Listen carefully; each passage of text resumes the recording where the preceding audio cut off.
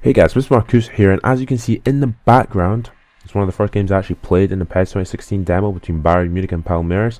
I actually got the demo yesterday, on the 12th of August, because, New Zealand, they released the demo early in the PSN store. So I was playing it on the PSN store early yesterday, and basically, I did do a live commentary over this match, but after playing a couple games, my thoughts sort of changed. Like, this is a first impressions video, so basically the first impressions of the demo, they're positive, but there are some negative sort of stuff.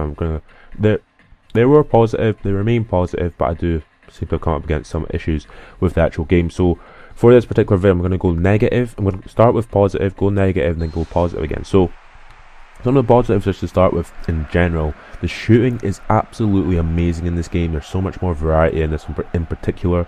Also, it depends on the sort of context where the ball is in relation to the actual player, which actually does make the game a lot different when it comes to shooting. A lot of the shots are more or less quite similar, but it does you have some sort of more improvement in regards to where the ball actually is.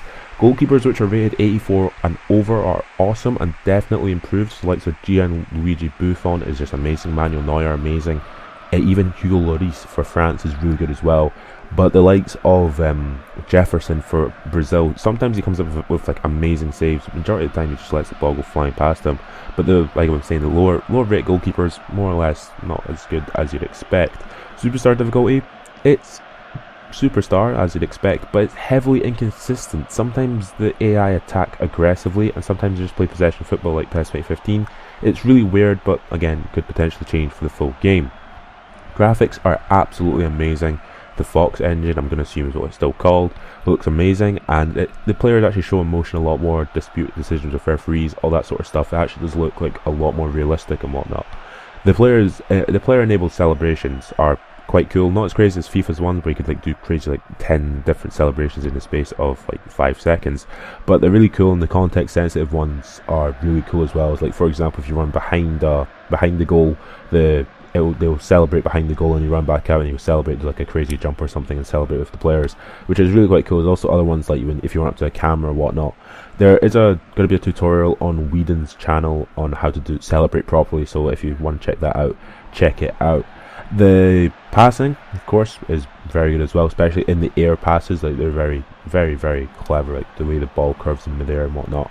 And the game is a lot more physical, which of course makes the game a little bit more entertaining and whatnot. But going on to the negatives, sometimes the AI is a bit too physical, and when it would usually be a foul, like either in real life or in PES 2015, it isn't a foul, so refereeing is a bit over. It's weird, because sometimes he does it, sometimes doesn't call it. When you do it, he probably would call it. If the AI does it, he would just be like, no, it's nothing. It's really quite weird in that sort of logic. There is actually a really bad thing. The offside replay is really annoying. Every other replay, you can usually just skip it like quickly, just pressing the options button, like boom, you're gone, that's it, let's go, that's it. But every other replay, you can just skip it. But the offside, when you have to wait for the offside line to appear before you can skip the replay, and it's annoying. It's at the beginning, it's not that annoying, and then after like 15 games, it's just like, please, I just want to skip it. But it does get quite annoying. There seems to be some sort of like lag when I'm in the game plan menu, and I'm not sure if that's just because my controller might be a bit broken, or if my controller's like now nearly 2 years old, but it might just be because my controller is broken. But when you're pressing X, you have to really press it really hard, or wait in a particular time to press X. You can select the player and move them, either like to replace a player and whatnot.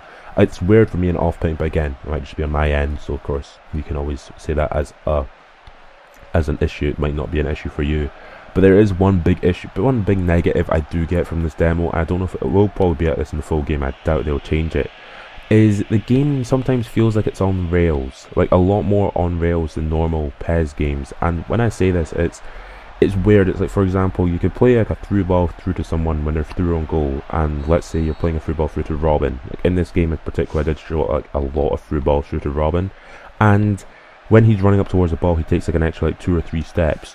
When in reality, he's like in real life, he would just continue running with the pace which he has running with himself, and control the ball at pace. But in this particular game, he sort of starts before he gets up to the ball, allowing the defenders to get back before he can take the ball.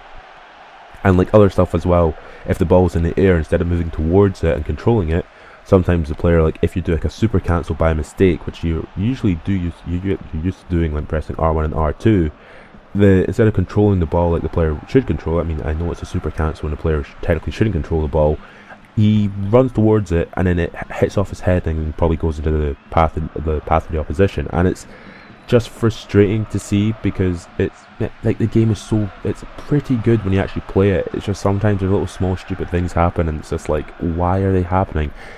Also with the physical thing, I have a really funny video coming up, I'll probably put out tomorrow, where there's just a retarded physical altercation between, I think it's Philip Lam and Giorgio Chiellini, Leandro Bonucci actually, and it's just retarded and it's funny, but it's not as bad as FIFA's one, but there is like a sort of like Fuster Rast thing happening, which is quite funny as well. But let's get back onto the positives, because this is what the video should really be about. Weather effects in the game. The weather effects actually change the ball on the pitch. Like for example, if the players slide and lose their footing a lot more on a wet pitch when it's raining, and if it's like a wet pitch but it's still like a summer like it's during the day but the pitch is wet, they will still slide, but it won't be sliding so much. And it does actually it changes the gameplay ever so slightly, but it's not like huge massive effects like in FIFA, like where playing in the rain is just horrendous, and it makes the game a little bit more realistic. The camera and the replays is just different, and it makes the game a lot more TV-esque in terms of presentation. It actually makes the game a little bit more better in terms of watching a replay, and it makes the game better to watch as well, which is always a good thing as well. The play-ons are present in the referee's AI. Again, they were present in PES 2015's demo, but for some reason they got kicked out of the final game. And it's cool to see the referee come back like 10 minutes after a foul to yellow card someone, and they'll be like, yeah, sure, no problem. There's a lot more cutscenes when players interfere, well, when players with the referee in particular, like if you get a red card like going for own goal, they sometimes like say like two players like to stay away from each other, and then they'll like go like to like, I've seen one where he goes up to his linesman, talks with him for a bit, and then comes back and gives the player a red card.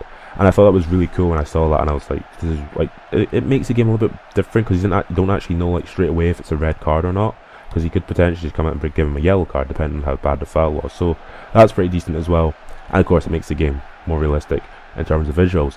But however, there is like some good things with context sensitive stuff which happens, like for example, if you're playing for a good player and the ball's in the air and you try and like go like opposite the direction that he's going in, he might try and flick it over his head or whatnot, and that's quite cool, and it happens like every once in a while. It doesn't happen with like everyone, but for example with Mario Gutsa it happens, and it's quite cool when it comes off. For example, in one of the one of the compilations I'll show, you'll see Francesco Totti do he controls it with his like ankle, and it's really cool when he controls it. Like he doesn't really control it properly because it hits off his head, but like when he does it, it does make it look really cool when he does it. Like of course I'll cut out the bit where it hits his head, and it does look really cool. And there's also things like Rabona, special passes, and things that occur really take you by surprise, because it's like, oh my god, that's really cool. He just did a Rabona, or he just did a special pass. The Palmeiras and Corinthians team do a lot of them because of course they're Brazilian based and they have a lot more agility to their players and a lot more skill.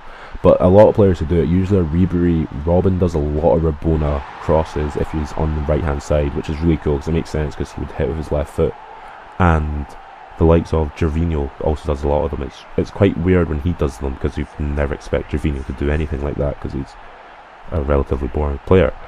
But they add a little bit of magic to the game, make it a little bit it makes it really cool when you're going forward, but it can potentially be a bit annoying. Like for example, I passed the ball back with Ribery, not in this game, in a different game, and for some reason he decided to do a Rabona towards David Alaba, and it's random, it's cool, but it's sometimes completely unnecessary. But hey ho. So to conclude, the game looks and plays much better than PES 2015, with some adjustments here and there. The game could potentially be amazing. Of course, I don't know how Mass League's going to be, how to become a legend, how my club's going to work. None of that. Just basically basing it off the demo. The game could be amazing. I'd advise, if you are going to buy the game, and if you have a PS4 and an Xbox One, get on the PS4, because you get the option for license kits because of the in-game editing using images, which at the current moment isn't confirmed for the Xbox One in any way. I'm going to assume it's going to be a lot like the PS3, where you just sort of put an image in and then it will make the kit for you, which is quite cool as well. And I don't know about option files yet. Adam Batty's been a bit over the place, all over the place in terms of confirming if it's actually going to be 100% or not. So yeah, so when the game's released, I will have a video on my channel showing you how to do this and sort of stuff like that. So don't even like fret to see if it's going to be difficult or what. I'm going to assume it's going to be very easy to literally plug a USB in, select the file, and it'll go, oh, here you go, and here's the Arsenal kit, for example, and here's the Arsenal badge, stuff like that. So yeah, so in the next weeks, basically the next like week, there'll be PES 16 videos. There'll be PES 16 videos probably till release of the actual game. Some of them will just be some random videos, some compilations, some like just basically random crap, to be honest, like stuff which happens in the games for me, and potentially tutorials, so like just shooting, dribbling, stuff like that. So subscribe to my channel for more, and catch you later.